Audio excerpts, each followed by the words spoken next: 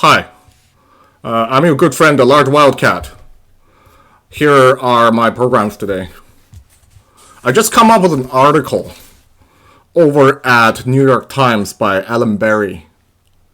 It titled, "In the end, you are treated me as a spy," says MIT scientist.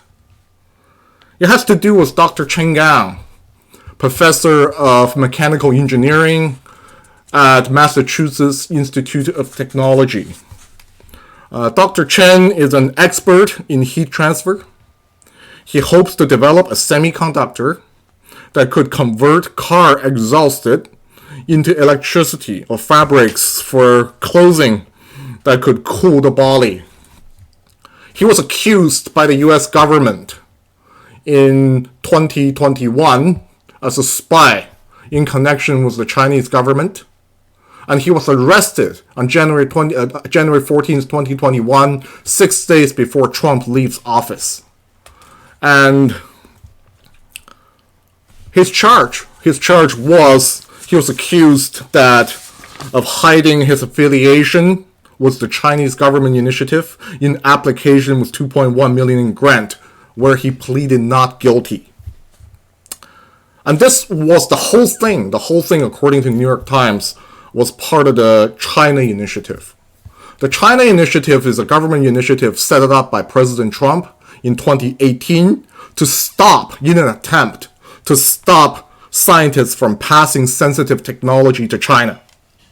But the initiative was widely criticized because it focused on a narrow area that the scientists must disclose their China affiliations when applying for US grants. And it being accused and suspected that only targets specifically scientists of Chinese descent. Because we know a lot of scientists in America, professors, scholars alike, because there are home connections with China, and they often conduct research alongside their Chinese counterparts, their old friends and buddies. And because of China initiative focused on so narrow of area, it specifically targets them, particularly the scientists of Chinese descent. So in a sense, the China initiative shrouded in the name of national security, when in fact looks to me a racist initiative. The backbone of such legislation, the backbone of such plan or initiative, to me, is full of racism and prejudice. At least I feel it. I mean, during the interview, Dr. Chen, he quoted after his release. His charge was dropped. He was able to return to MIT, where his colleagues welcomed him and invited him for more research opportunities, which he turned down. He turned down because he feels not safe. He feels not safe to apply for grant again. He said, "The government treated me like a spy." That just breaks your heart. It breaks your confidence. You know, I agree with that, and I read more. Dr. Chen he was born in China. His family was persecuted during the Cultural Revolution. He was considered one of those bad fellows, and due to his hardworking and his his intelligence, he was able to get those elaborate degrees and moving to the United States of America. He chose America over China because of American values and because of American opportunities. And he said during his 20-year tenure at MIT, many times he dissuaded colleagues being recruited away from the United States of America. In a sense, he was a patriot. He loves America. He loves this country. And he served this country with wholeheartedly. And yet, he loves America. But here's the question. Does America love him? In that opinion, I question. Because for people like me, ordinary Canadians, ordinary Americans, We come to this country because of values and opportunity. We're just like Dr. Chen Gang. But unfortunately, we are a collateral damage in the geopolitical conflict between the People's Republic of China and the United States of America. And the United States of America is no innocence here. It's no innocence here. From Christopher Wray, the FBI director, says all Chinese students are spies, to Donald Trump repeated anti-China tweets. When we look at Donald Trump's tweets between 2017 to 2021, when he was banned by Twitter, did he tweet anything bad about Russia? Very few times.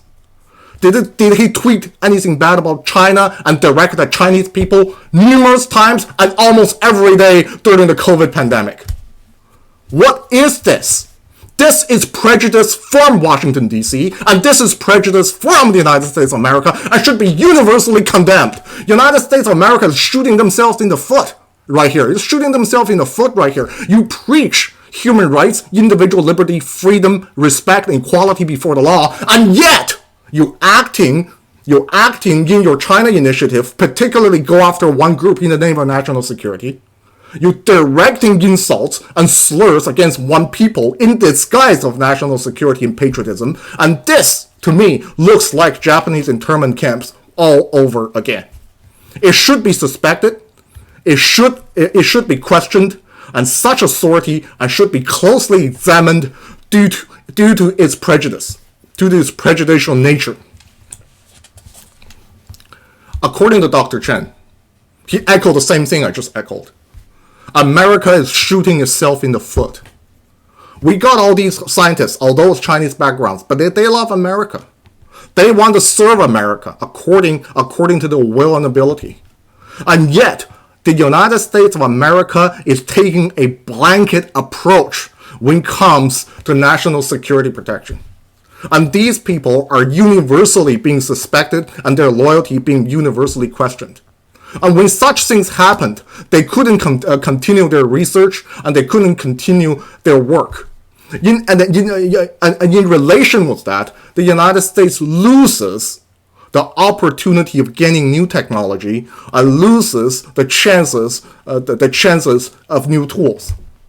The collateral damage is not only on the Chinese Americans and their opportunities in their daily lives, but the overall strengths, especially the hard power of the United States of America. And all that because of racism. When we look at the Trump supporters, I'll just give you a good example. When we look at Trump supporters right now, the United States government and media, particularly CNN, MSNBC, and Fox News, universally preaches they are for democracy and against authoritarian regime. They particularly labeled China and Russia to be such examples.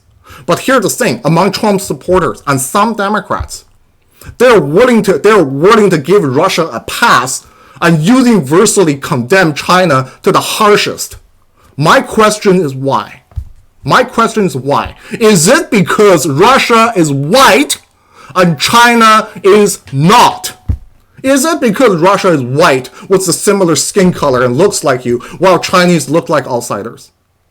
Are you saying it's not about national security? It's not about democracy or political ideology. It's all about race. You are afraid China to catch up against you. When you are afraid that the GDP of the People's Republic of China surpasses the United States and somehow will dominate you in the future, are you afraid of such? Are you afraid of this yellow paneling? The Euro paneling of the Mongolian invasion of the 13th century? Are these your fears? Speak up. Speak up, my friends. Are these your fears? Are you fear us? We look different. Is it because we look different? There's nothing to me these differential treatments between China and Russia among many conservatives and some liberals, to me, has nothing to do with national security. Has nothing to do with geopolitical competition. Has nothing to do with political ideology over democracy or authoritarianism. It has everything to do with racism. And it's all about race and culture. It's all about race and culture to me. So, here's the thing. Moreover, regarding Dr. Chen Gang here, he continued. He said he lost everything. His research projects, his postdocs, his grants. He lost everything. He loves America, and America damaged him because of some ad hoc initiative. And here he continued. He was arrested in January 14th, 2021. And he was given a DPA. He was granted a DPA as a goodwill from the United States government, saying, if you're willing to disclose some information in connection with China, I'll release you. Does this remind you of the Meng Wanzhou case? Does this remind you anything of that? It looks like the United States government knows they're doing it wrong and not willing to admit they're doing it wrong and willing to save face just to do that. And of course, Dr. Chen did the right thing. He did not respond because he no longer trusts the regime in Washington, D.C. Which good for him. And eventually, his cases was dropped 2 days ago. His cases were dropped 2 days ago. So this, in this part, President Biden, you did a good job. But you need to apologize. You need to apologize to Dr. Chen. You need to do a formal apology. Maybe grant him a medal of national freedom. Okay, medal of freedom, giving him as a bestowed honor. Because you need to make something up. Because of these cases, I no longer trust the American government. We can no longer trust the American government. We can no longer trust the Canadian government. We cannot no longer trust Western governments and Western values. Because these things waste time. These kind of stuff. Dr. Chen was under investigation since 2019. He was arrested for the whole year. He was arrested and he was being charged, suspected for the whole year. In fact, in essence, he lost 2 to 3 years of research. He lost 2 to 3 years of his good life and opportunity, all because of an ad hoc racist initiative. We no longer trust these Western governments. They could do anything. And then they apologize to make them look good and preserve their values. Stop that bullshit. Stop that BS. Stop it. We no longer trust you. Dr. Chen, right now, he said he could no longer do research. He calls Congress and Justice Department to hold people involved in the prosecution accountable. Well, I wish him luck. And I will have an advice for him in the end of this program. Let's continue to see some of the comments from New York Times comment section. I must admit, a lot of the comments are basically saying that Dr. Chen, we're sorry to see what happened. The American government, this is a shame of U.S. government, what the U.S. government did, and they should apologize along that line. But there are a few standout comments, and it reads like this. There are comments like these. I'm reading these from New York Times comment section. First one. There's someone like this. One of the comments reads like this. Be that as it may, China is no friend of U.S. and every affiliations with them should be examined. They have proven time after time that they have zero interest on U.S. property rights, intellectual rights, and economic cooperation. That's one of the comments. The second one reads like this. His arrest is a disgrace. We agreed.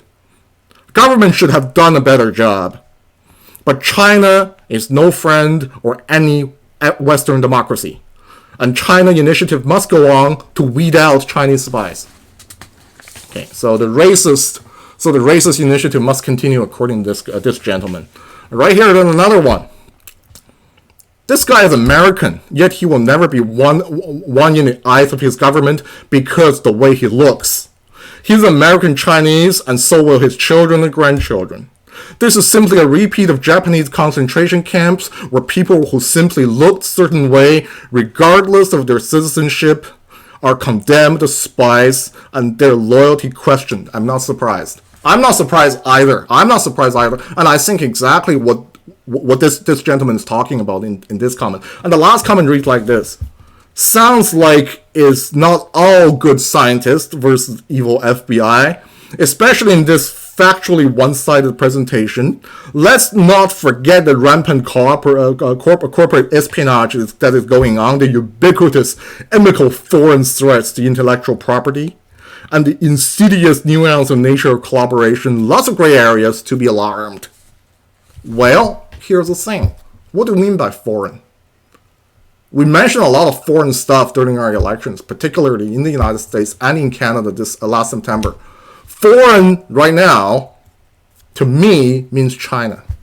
Foreign means China. Foreign doesn't mean Canada, nor mean the United States of America. It means China. It's a catchphrase. Because you do not want to sound like racist, and yet you want to send a message. So you use these catchphrases and dog whistles to disguise you. Also, I must mention the word CCP, or what it stands, the Chinese Communist Party. The word CCP is a racial slur. You want to use it to disown or dishonor or making prejudicial or racist comments or actions, activities against Chinese Americans or Chinese Canadians or even Chinese people at all, because you want to sound like you're protecting human rights and democracy and against authoritarianism, and yet you use that to disguise your racist activities. So therefore, CCP, to me, is a racial slur. And we must admit that, and we need to admit that right off the bat. I understand we're in a geopolitical struggle or geopolitical conflict with China, between China and the United States. But here's the thing. Why go after their people? Why go after your own people? Why go after Chinese Americans and Chinese Canadians? It sounds like cowardice to me. And yet, you're going after them and you question their loyalties, and they must prove their loyalties to you again, and it looks like they're being treated like second-class or third-class citizens. Or they've never been considered citizens at all because their looks. Isn't that why? So here's the thing. You know, I can complain this all day. But do I believe it will change? Or do I believe we hold up the plaque saying stop Asian hate and the society will change overnight?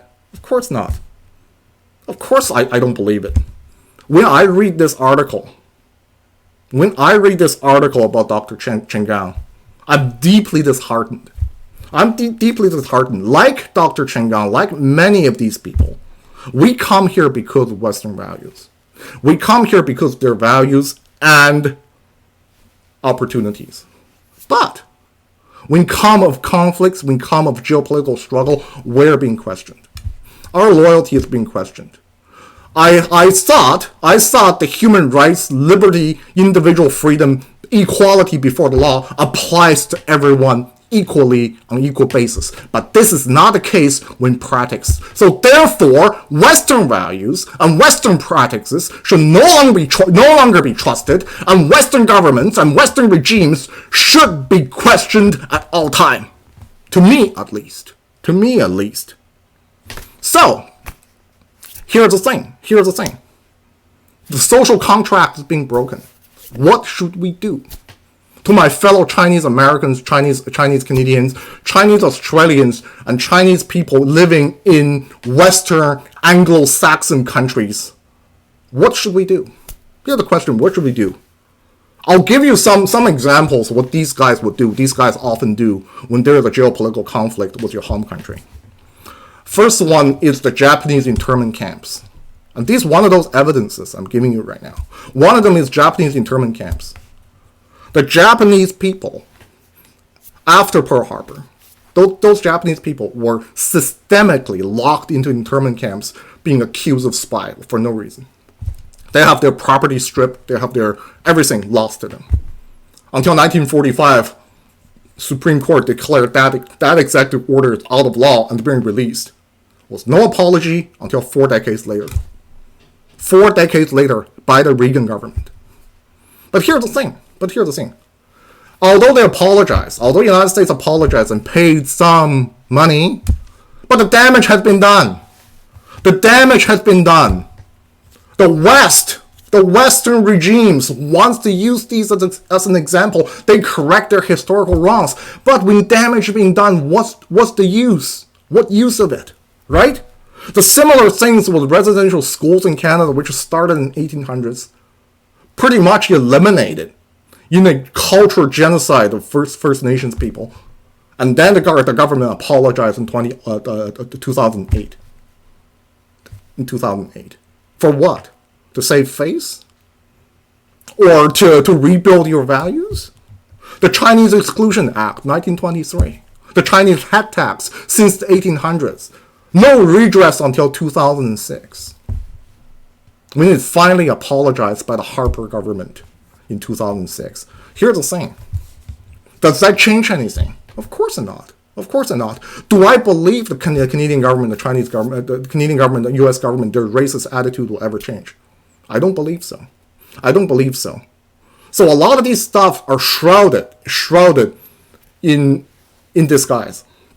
So what should we do? What should we do as Chinese, Canadians, Chinese Americans, or Chinese at all living in Western regimes, Western governments? Here's the thing. Ask yourself questions. If you are Chinese descent or even Asian descent like me, ask yourself a question. Are you going to be trusted? Are you going to be trusted when anti-Chinese, anti-China rhetoric becomes a political correctness? Are you going to be trusted as a citizen? Equality before the law. Are you going to be trusted during the prolonged geopolitical conflict between the People's Republic of China and the United States of America? Are you going to be trusted? Even you say, I love America, I love Canada, I want to serve America, I'm fond of Western civilization. Even you believe that, ask yourself a question. Are you going to be trusted? Are you going to be trusted by Ottawa? Are you going to be trusted by Canberra? Are you going to be trusted by Washington, D.C.? Or are you going to be trusted by London? Are you going to be trusted? Here's my question. So my advice to you, my answer for that is no, conditionally, and I'm not willing to say yes. At least I'm skeptical. At best, I'm skeptical. But no, conditionally. My advice to you are twofold. I have two advices for you, for different kind of people. First of all, if you are a scholar, if you are a professor, if you are a professional, if you are a scientist, if you are an engineer, do make a consideration to return to the People's Republic of China or go to the People's Republic of China to work. Because your activities, like Dr. Chen Gang, will be suspected by the U.S. government and later maybe by the Canadian government. You will be distrusted. You have to prove your loyalty. Your time will be wasted. They won't trust you. So you want your opportunities. You want your research aspirations as a scientist, as an engineer. So my advice to you, do consider the People's Republic of China. The People's Republic of China is the largest industrial base in the world. It's the largest single market in the world. Has the largest middle class and a vibrant economy and a vibrant research base. And they're establishing it thousandfolds, tenfolds, hundredsfolds, thousandfolds to the United States. And they're looking for people like you. They're looking for people like you. Here's the thing. You may have some political concerns like everyone does. You may have some political concerns everyone does. But here's the thing. The Western regimes, like Washington, D.C., what they did to Dr. Chen Gang, had proven to yourself. I have given you numerous evidences, like Japanese internment camps or residential schools, that foreigners are not be trusted, will not be trusted at critical times. And especially between China and the United States, this geopolitical conflict, will you be trusted? My answer is no. If you have seen Dr. Chen Gang, what he had gone through, and I believe the answer is no for you, and in this case, remember China, the People's Republic of China, is a superpower, is a nuclear armed superpower, is a superpower with great opportunities, and will grant the opportunity to you and welcome you to their fold. So in this case, for scholars, For those with elaborate degrees, China is an option for you. I'm just saying it's an option for you. You don't have to make a choice. You may believe, well, what all I said is BS. What all I said is wrong. You may believe that. But here's the thing. Because of the evidence given me, I can no longer trust them. At least I can no longer trust them for now. So I give you an advice. The People's Republic of China is an option. Also, for the ordinary people, for the ordinary Chinese, we already have these citizenship. Like me, I'm almost 40. Am I going to return to the People's Republic of China? Probably not. My advice to you is to fight with all your ability to change this society. We're going to join. We're going to join organizations like Black Lives Matter. We're going to join organizations like Stop Asian Hate, the Tiny House Warriors. We're going to help minorities gaining their rights and gaining their opportunities in this country, and make sure this country fulfills its promise as what it preaches. I'm not trying to say to cause disruption. I'm not trying to cause chaos here. I am here. I'm a patriot. I love this country. We love America. We love Canada. We want to change. And we're going to make sure. We're going to make sure we help them to change. We help them to change. They may be a racist regime and making these racist initiatives in this disguise of national security, but we're gonna make themselves change. We're gonna make sure we keep them in check. We're gonna join these organizations and start our activism, and we're gonna make sure to send a message to them. The upper scientists, those with elaborate degrees, will vote with their feet, and in the process, the United States will feel the loss of these scientists and these brilliant talents because of their racism, and we're gonna remind them of these racism and these racist activities by sending various people to court to prosecute them, even accuse the U.S. government of racism in the International Court of Tribunal or UN Tribunal for Human Rights, because we must keep them accountable. We have to keep them accountable. They must be kept accountable, and they must be put in check. When there's checks and balances, they behave. They do a good job. We want them to do a good job. We want them to keep us here. Well, I would say, put it this way: compete with China all your life, but don't go after us.